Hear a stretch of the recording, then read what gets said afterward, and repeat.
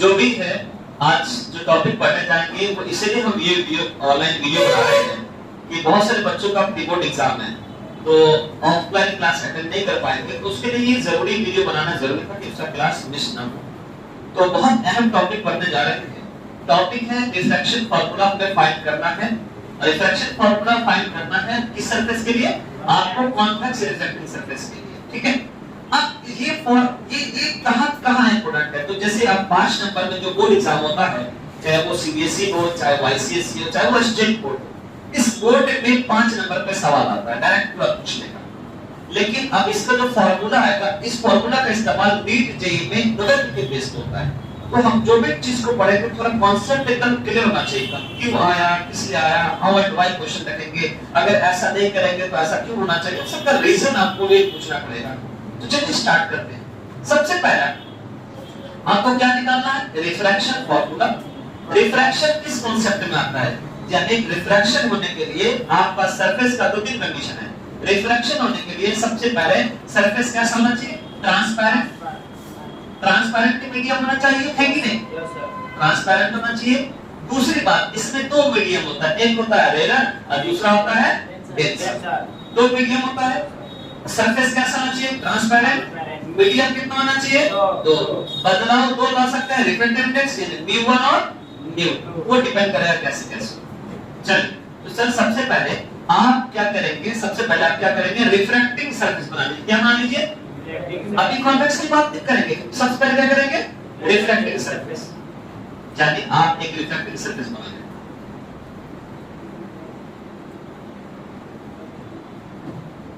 ठीक है, जैसे मान लीजिए x और जो y है ये एक रिफ्रैक्टिंग सरफेस है। यहाँ पे ये थोड़ी भी क्लियर कर रहा है कॉन्वेक्स है कि कॉन्केव है। अभी तो ये क्लियर नहीं कर रहे क्योंकि हमने बताया था, तो हमारे पास इसका सेंटर ऑफ कर्वेचर किधर होगा? इस साइड होगा। तो ये आपका रिफ्रैक्टिंग सरफेस है। आपने प्रिंसिपल एक्सिस लाइन हमने ले लिया, है ना? प्रिंसिपल एक्सिस लाइन हमने ले लिया, तो ये क्या पॉइंट कहलाएगा? पोल। ये पोल कहलाएगा। सेंटर ऑफ कर्वेचर किधर होगा? इस तरफ होगा कि इस तरफ होगा? इस तरफ होगा, राइट साइड में। तो मान लेते हैं इसका सेंटर ऑफ कर्वेचर यहां पर, ठीक, कोई दिक्कत नहीं। और अभी जो है, अभी सिर्फ जो क्लियर किया है बात, वो आपका सिर्फ रिफ्लेक्टिंग सरफेस, यानी कि आपके पास अभी ये क्लियर नहीं है कॉन्वेक्स है। कॉन्वेक्स होने के लिए कॉन्सेप्ट क्या है कि लाइट अगर सेंटर ऑफ कर्वेचर से पहले ही सरफेस पे पड़ जाता है तो कॉन्वेक्स होगा। हमने आपको पढ़ाया है कि अगर लाइट जो है सेंटर ऑफ कर्वेचर से पहले ही सरफेस पे पड़ जाता है तो वहां पर कॉन्वेक्स होता है, और सेंटर ऑफ का बाद के पास पड़ता है लाइट तो कॉन्केव होता है। क्लियर है बात? चलिए, अभी ये क्लियर है कॉन्वेक्स से कॉन्केव है नहीं। तो लाइट अगर हमको इधर से देंगे तो कॉन्वेक्स हो जाएगा, लाइट अगर इधर से देंगे तब ना कॉन्वेक्स होगा, क्योंकि सेंटर ऑफ कर्वेचर से पहले। चलिए, तो सबसे पहले हम लोग क्या करते हैं? लाइट इंसिडेंट करवाते हैं। इसके 2 मीडियम में, एक 2 आपके माध्यम में, एक रेयर और दूसरा क्या है? Denser medium. यहाँ तो कोई डाउट है बाबू? नहीं सर। नहीं, कोई डाउट नहीं। ऑब्जेक्ट किधर से, ऑब्जेक्ट किधर रखेंगे? इस तरफ। Yes sir. तो यहाँ क्या है कि किसी प्रिंसिपल एक्सिस लाइन पर हम एक ऑब्जेक्ट को रखते हैं। किस पर रखेंगे? प्रिंसिपल एक्सिस लाइन पे ऑब्जेक्ट को रखेंगे और वो ऑब्जेक्ट लाइट इंसिडेंट करेगा, लाइट आपको देगा। तो ऑब्जेक्ट को हम कहाँ रखेंगे? इस साइड में। कहाँ पे रखेंगे? मान लीजिए ऑब्जेक्ट आता है यहाँ। ये ऑब्जेक्ट क्या करता है? लाइट देता है। लाइट किस पे देगा? सरफेस पर, क्योंकि आपने पढ़ा हुआ है कि जब कोई लाइट कहाँ जाता है? सरफेस पर आता है। तो हम पहले लाइट को सरफेस पे देंगे। इधर से जाएगा डायग्राम।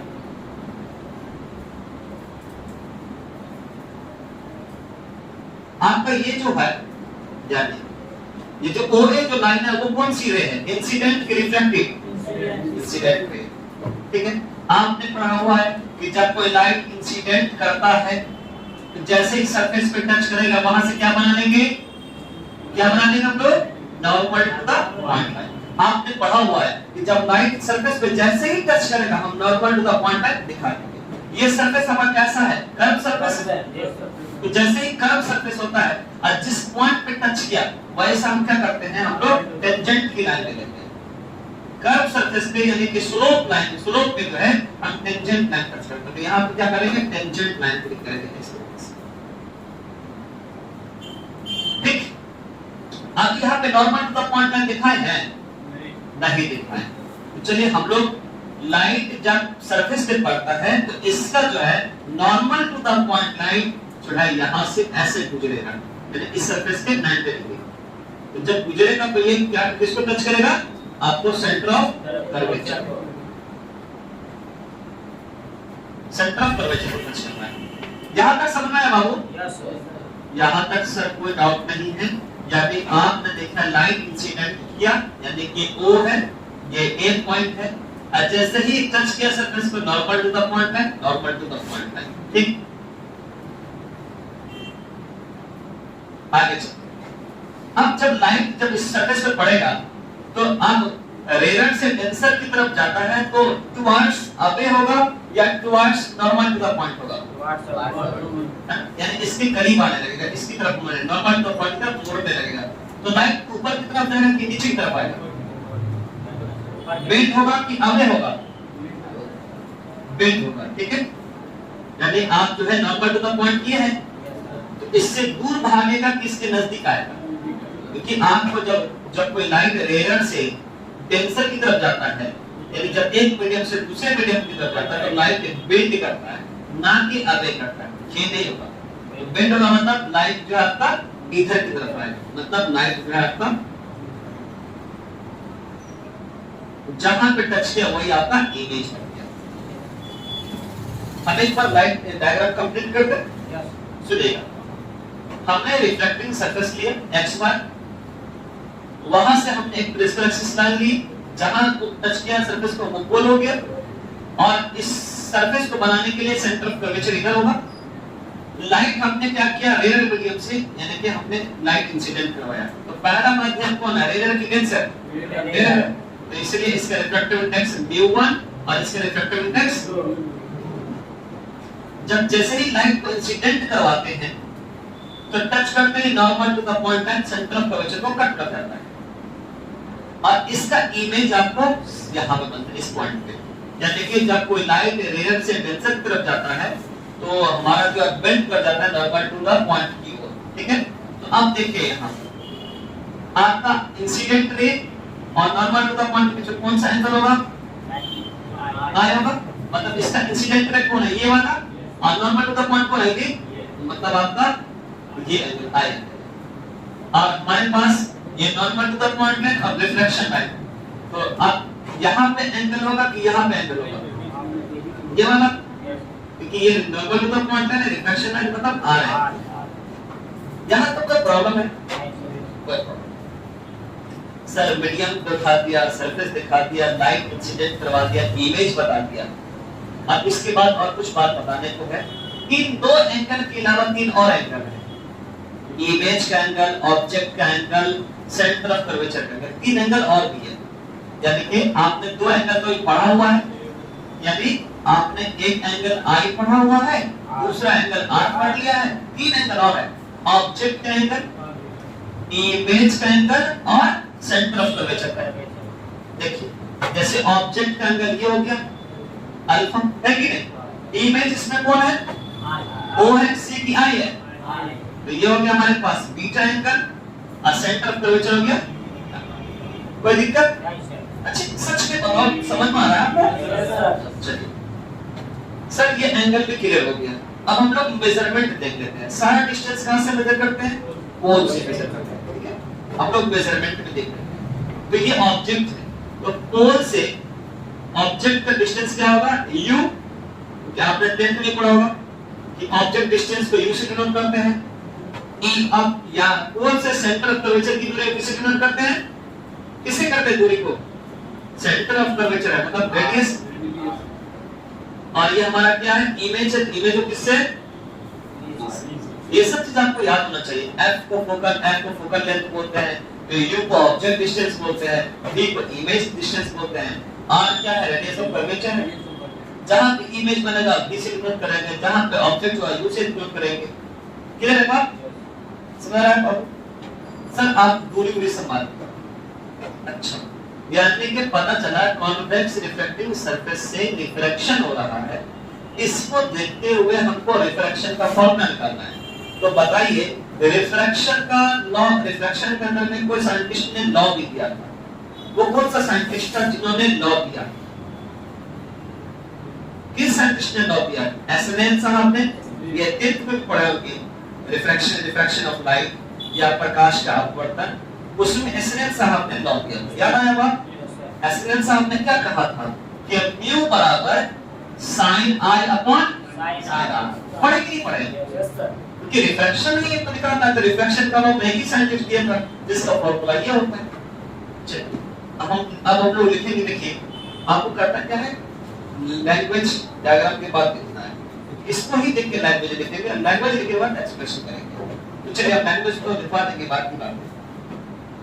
अब कौन सा लॉ लगेगा इसमें? Snell law, according to Snell law, Snell's law. ठीक है, एसनेल लॉ। लाइट किस मीडियम से जा रही है? मिरर से। कौन सा मीडियम है? पहला। जब कोई लाइट पहले मीडियम से जब दूसरे मीडियम में जाता है तो sin i upon sin r, ये फॉर्मूला आपको सब पता है। और आपको मैट्रिक्स बताया था उल्टा का सुल्टा, यानी कि जब कोई लाइट पहले मीडियम से जाएगा तो बेंड किसमें करेगा? सेकंड मीडियम में। यानी पहले मीडियम से जाना तो बदलाव किस में ला रहा है? दूसरे मीडियम में, है कि नहीं? उसके बाद अगर 1 है तो यहाँ पे 2 और 2 है तो 1 कर देंगे बराबर sin i upon sin r। यहाँ तक कोई दिक्कत है? सब कोई दिक्कत नहीं। अगला कॉन्सेप्ट ये है कि हम लास्ट क्लास में बताए थे कि अगर एंगल स्मॉल करते हैं, ठीक है, तो सिमिलर हो जाता है। बताए थे जैसे sin i सिमिलर है tan i के, इसका सिमिलर बताए थे। यानी कि अगर sin i यानी sin 0 की वैल्यू अगर 0 है तो tan 0 की वैल्यू भी 0 और 0 सबसे छोटी एंगल है। उसी तरीके से अगर हम यहाँ पे कंडीशन लिखते कि if angle small, if angle small, अगर स्मॉल एंगल है तो sin i जो है सिमिलर हो जाएगा i के, कि यहाँ पे तो tan की बात नहीं, और sin r जो है सिमिलर हो जाएगा r के। अगर मान लीजिए i कोई एंगल लेते हैं, मान लीजिए 0 डिग्री लेते हैं, सबसे स्मॉल एंगल 0 डिग्री होगा। अगर i की वैल्यू 0 लेते हैं तो sin i की वैल्यू भी 0 हो जाएगा। सबसे स्मॉल एंगल 0 आता है, जितना इसकी वैल्यू उतना इसकी वैल्यू, मतलब दोनों की वैल्यू सेम है, मतलब सिमिलर कह सकते हैं। क्या सकते कि नहीं कह सकते? इसका मतलब है कि हमारे पास यानी कि μ2 बाय μ1 बराबर sin i की जगह क्या रख देंगे? i रख देंगे, और sin r की जगह पे r क्रॉस मल्टीप्लिकेशन कर दीजिए, यानी μ1 i बराबर μ2 आपका इक्वेशन नंबर फर्स्ट। ठीक, अब यहाँ पर हम लोग यहाँ पे दो एंगल की बात कर रहे हैं, एक इंसिडेंस की और एक रिफ्रैक्शन। ठीक, अब यहाँ पे I भी निकालना है और R भी निकालना है। चलिए हम लोग इस पूरे डायग्राम में I एंगल देखिए, ठीक है, I एंगल कहाँ पर है? कि दो ही एंगल की बात हुई ना, तो यहाँ पे I एंगल कहाँ पर है? यहाँ। तो ये I एंगल किस किस लाइन को टच कर रहा है? एक सेंटर ऑफ कर्वेचर को और एक ऑब्जेक्ट। मतलब आपके पास यानी कि डायग्राम इस तरीके से बना, यानी ये जो हमारे पास C को टच कर रहा है और ऑब्जेक्ट को टच करना है, करना कि नहीं करना है? तो ये हो गया I एंगल, ये एक पॉइंट हो गया। तो एंगल कौन सा हो गया हमारे पास? OAC। समझ रहे हैं बात? I जो है किस किस लाइन को टच कर रहा है? तो एक इस लाइन को टच कर रहा है और एक इस लाइन को टच कर रहा है। ठीक है, डायग्राम हो गया। ऑब्जेक्ट का एंगल कौन सा है? ऑब्जेक्ट का एंगल कौन सा है? ऑब्जेक्ट का एंगल कौन सा है? अल्फा, और सेंटर ऑफ कर्वेचर का क्या है? आपने पढ़ा होगा कि एक्सटीरियर एंगल बराबर होता है सम ऑफ टू इंटरनल एंगल, यानी कि बाहरी कोण बराबर है दो कोण के जोड़ के बराबर। ये बहिष्ठ कोण यानी बराबर आपने पढ़ा होगा 7th क्लास में। तो इसे बाहर का एंगल कौन है? कौन एंगल बाहर का? I लग रहा है बाहर का एंगल ये, तो बाहर के एंगल के एक्सटीरियर एंगल बराबर है सम ऑफ टू इंटरनल एंगल, यानी अल्फा प्लस।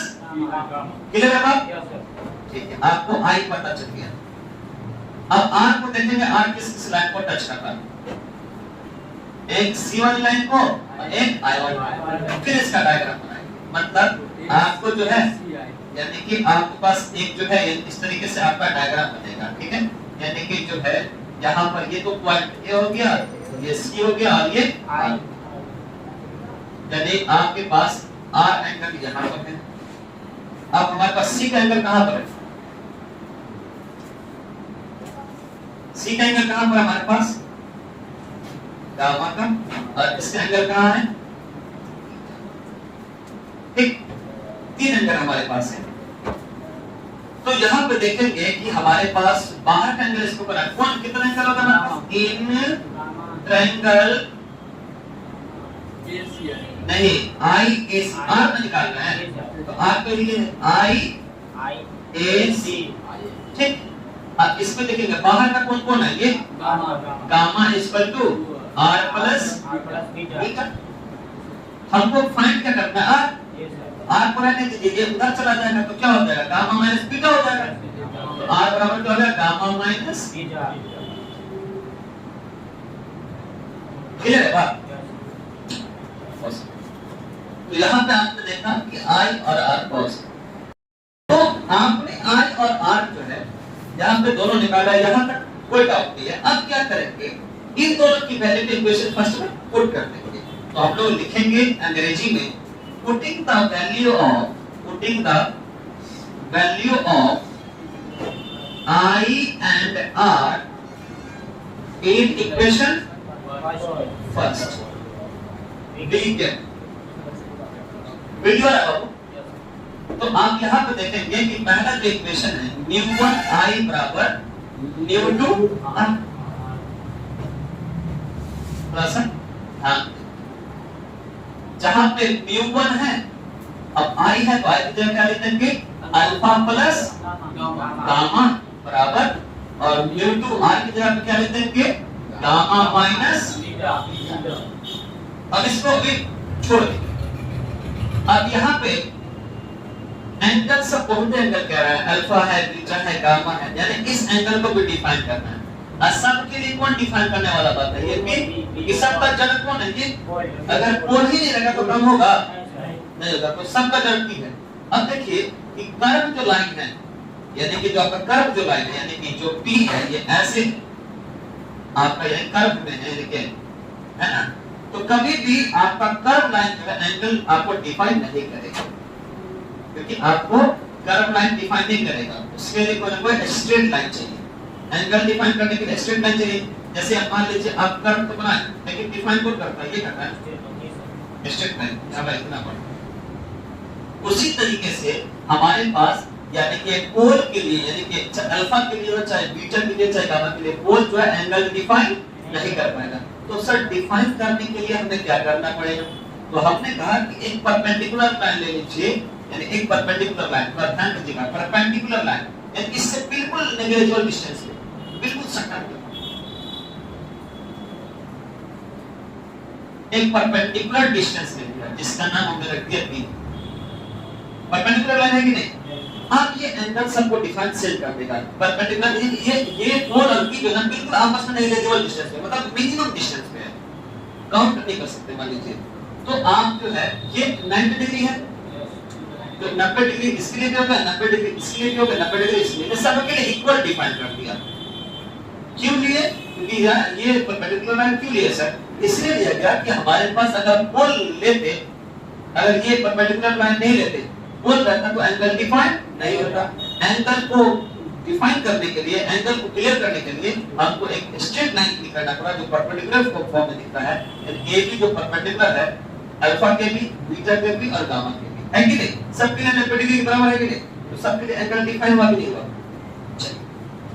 तो चलिए बात करते हैं अल्फा निकालने की। ठीक, सब के लिए कॉमन लाइन कौन लिया था आपने? वीडियो आ रहा है बाबू?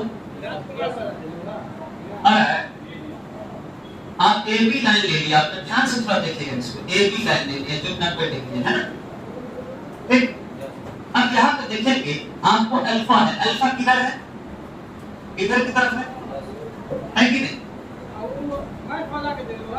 ठीक, अल्फा जो है हमारे पास, यानी कि हमारे पास किधर एंगल है, ठीक है। तो आपके पास यानी AB जो परपेंडिकुलर किस पे है, AB जो 90 डिग्री किस पे है, इस पे है ना, तो इस पे कौन है, OB के परपेंडिकुलर है ना, तो क्या लिखेंगे P बटा P, यानी कि आप जो अल्फा की जगह लिखेगा तो यानी कि हमारा परपेंडिकुलर जो है इस पे है आपका OB पे। जिस तरीके से आप कह सकते हैं कि हमारा इस डायग्राम के हिसाब से AB जो 90 डिग्री है, AB जो परपेंडिकुलर किस पे है, OI के बीच में, दोनों यहां से यहां तक के बीच को हम बोल सकते हैं AB जो परपेंडिकुलर है OI के बीच, OI के परपेंडिकुलर मतलब AB परपेंडिकुलर OI, समझे बात पूरा। अगर यहां पे देखा जाए तो AB परपेंडिकुलर किसके है, OB के।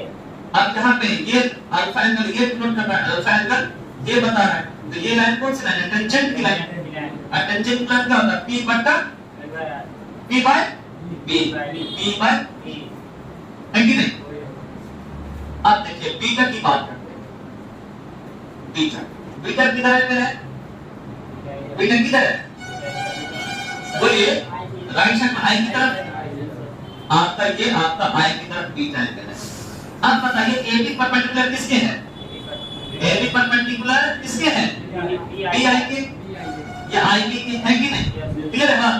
अब तीसरा कौन सा एंगल है, गामा। अब देखिए गामा किधर की तरफ है, राइट की तरफ, तो C पे है गामा। अब देखिए गामा एंगल यानी AB परपेंडिकुलर किसके है, BC के, क्लियर हुआ। यानी P बटा B, P बटा B, P बटा B, इन सब की वैल्यू कैसे पुट कर सकते हैं, यानी कि नाउ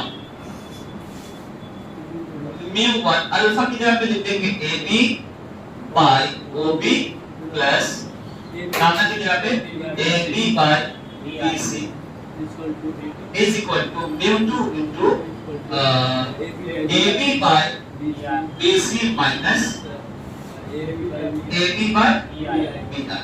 देखिए दोनों में AB कॉमन है कि नहीं, कॉमन लेके काट सकते हैं कि नहीं, इसमें से AB बाहर निकाल दिए, मतलब जैसे दिखा देते हैं, मान लीजिए इसमें से AB बाहर निकालते हैं, AB बाहर निकालते हैं, B1 तो है बच गया क्या, 1 by OB plus 1 by BC। अब इसमें से भी AB कॉमन निकल जाएगा, ठीक है, 1 by BC minus 1 by BI। देखिए AB कैंसिल है कि नहीं, तो इसको हटा दें, एक एक्स्ट्रा लाइन बनाएंगे, ठीक। अब क्या होगा कि ब्रैकेट के अंदर में है ये सब चीजें, ब्रैकेट के बाहर है तो इससे मल्टीप्लाई करना पड़ेगा, तो क्या हो जाएगा μ1 बाय OB, यानी इसको इससे मल्टीप्लाई, यानी कि इसको 1 बाय OB से मल्टीप्लाई करके कितने ना होगा, b1 गुने 1 b1 आकर, तो उसी तरीके से हमारे पास इसको ऐसे करेंगे तो μ1 बाय BC बराबर μ2 by BC minus μ2 by BI। देखिए अब आपको क्या करेंगे, हेयर पे करते हैं, सेम पैटर्न वाला है, इसको इधर कर दिए और इसको इधर कर दिए, तो देखिएगा क्या होगा, यहाँ पे μ1 बाय OB, इसको इधर कर दिए तो प्लस हो गया μ2 बाय BI बराबर μ2 by BC minus μ1 by BC। अब देखिए जैसे है वैसे ही लिख देंगे, μ1 by OB plus μ2 by BI बराबर एलसीएम निकालेंगे तो BC हो जाएगा एलसीएम μ2 माइनस। अभी क्या है हमारे पास, अभी इसमें साइन कन्वेंशन लेके वैल्यू पुट कर देना, आपका फॉर्मूला बन जाए, तो आप इसको जो है पहले आप लिख लें, ठीक,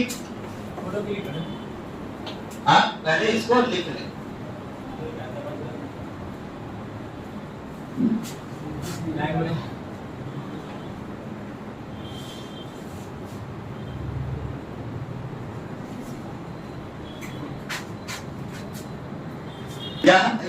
यहाँ पे हम लोग साइन कन्वेंशन करेंगे, ठीक है।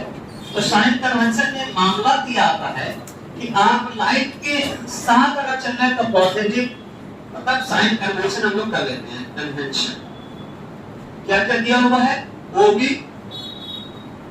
ठीक है, OB की वैल्यू लिख लेंगे, उसके बाद BI की वैल्यू लिख लेंगे, उसके बाद BC की वैल्यू लिख लेंगे। यानी आपको यहाँ पे देखना है कि हमारे पास ये B यहाँ पे था जो बिल्कुल P से सटा हुआ था, साइन कन्वेंशन याद रखिएगा। सपोज लाइट इधर से फॉल कर रहा है, इधर से आ रहा है और डायरेक्शन पे इधर ही मेजर कर रहे हैं तो प्लस हो जाएगा, हम बोले थे ना कि लाइट के साथ मेजर करना है, इधर से लाइट का उधर की डायरेक्शन में मेजर करना है तो प्लस, और लाइट के अगेंस्ट में करना है तो माइनस। देखिएगा आपका OB है तो हमको कोई भी मेजर करेंगे, कौन सी करेंगे, इस इधर से किधर मेजर करना है, लाइट इधर से आ रहा है, ठीक है, और हम मेजर कर रहे हैं इधर की तरफ, तो ये क्या होगा, U होगा प्लस की माइनस, माइनस I क्या है, इमेज, इमेज की कोएफिशिएंट नोट करते हैं, प्लस की माइनस प्लस, और ये C क्या, सेंटर ऑफ कर्वेचर, उसका दूरी प्लस R,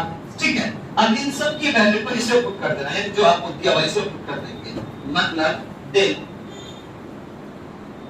अब लिखा हुआ है हमारे पास μ1 by OB है ना, OB की जगह पे क्या लिख दीजिएगा, माइनस U, फिर प्लस है, उसके बाद μ2 by BI की जगह कर देगा V, उसके बाद μ2 minus μ1, μ2 minus μ1 और by BC की जगह लिख देगा, यही रिफ्रैक्शन फॉर्मूला है। समझ में आया बात, साइन करने से क्लियर है, वैल्यू पुट कर दी इस वाले इक्वेशन में, आंसर आ गया रिफ्रैक्शन फॉर्मूला। इस सब को आप ढंग से पढ़िएगा।